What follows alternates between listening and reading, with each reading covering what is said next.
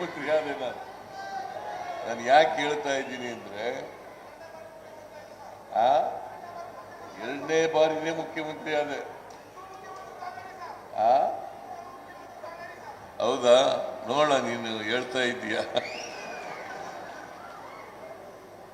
ನಾನು ಈಗ ರಾಜಕೀಯ ಕೊನೆಗಾಲದಲ್ಲಿದ್ದೀನಯ್ಯ.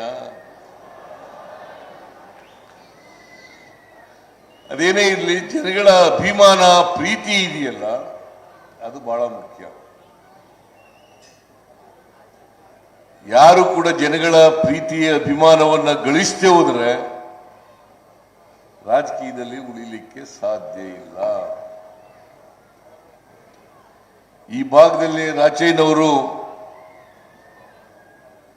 ಬಹಳ ಎತ್ತರದ ರಾಜಕಾರಣಿ.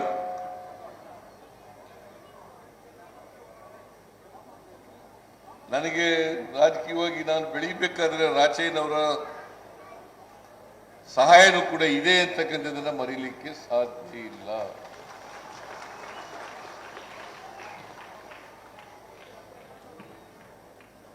ಈಗ ಮರುಸ್ವಾಮಿ ಅವರು ಈ ಊರಿನಲ್ಲಿ ಹುಟ್ಟಿ IPS ಆಫೀಸರ್ ಆಗಿ ಪೊಲೀಸ್ ಮಹಾನಿರ್ದೇಶಕರಾಗಿ ಈ ಊರಿಗೆ, ಈ ಶಾಲೆಗೆ ಕೀರ್ತಿಯನ್ನ ತಂದಿದ್ದಾರೆ. ನೀವೆಲ್ಲ ಈ ಊರಿನ ಜನ ಹೆಮ್ಮೆ ಪಡ್ತಕ್ಕಂಥ ರೀತಿಯಲ್ಲಿ ಸರ್ಕಾರಿ ಅಧಿಕಾರಿಯಾಗಿ ಕೆಲಸವನ್ನು ಕೂಡ ಮಾಡಿದ್ದಾರೆ. ಅವರು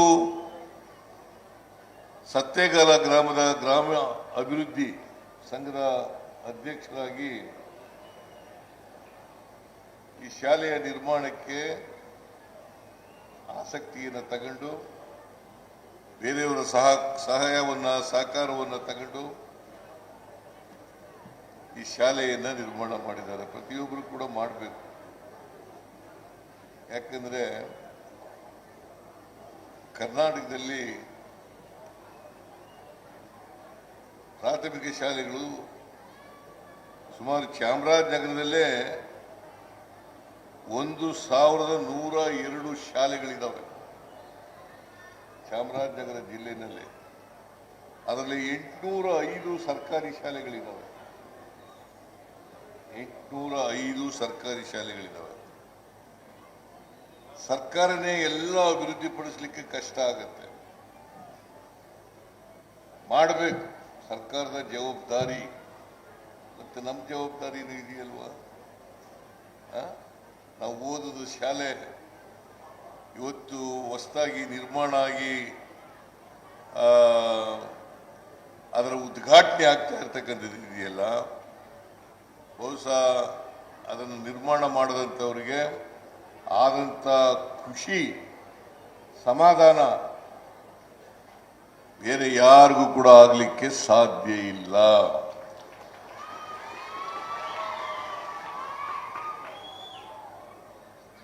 ನಾವು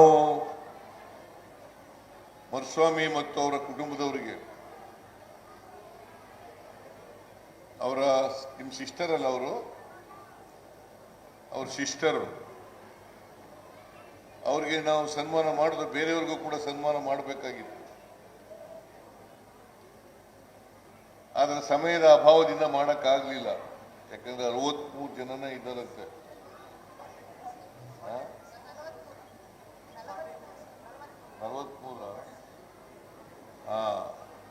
ಸೊ ಎಲ್ರಿಗೂ ಮಾಡಬೇಕಾಗಿತ್ತು. ಮರುಸ್ವಾಮಿ ಅವರು ಎಲ್ರಿಗೂ ಮಾಡಬೇಕು ಅಂತ ಹೇಳ್ತಾ ಇದ್ರು.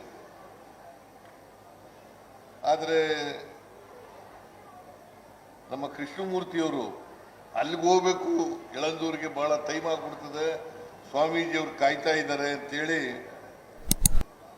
ಎಲ್ರಿಗೂ ಮಾಡಕ್ಕಾಗಲಿಲ್ಲ. ಆದರೂ ಯಾರ್ಯಾರು ಸಹಕಾರವನ್ನ, ಬೆಂಬಲವನ್ನ ಈ ಶಾಲಾ ಕಟ್ಟಡಕ್ಕೆ ನೀಡಿದ್ದಾರೆ ಅವರೆಲ್ಲರಿಗೂ ಕೂಡ ಅಭಿನಂದನೆಗಳನ್ನು ಹೇಳಲಿಕ್ಕೆ ಬಯಸ್ತಾ ಇದ್ದೇನೆ.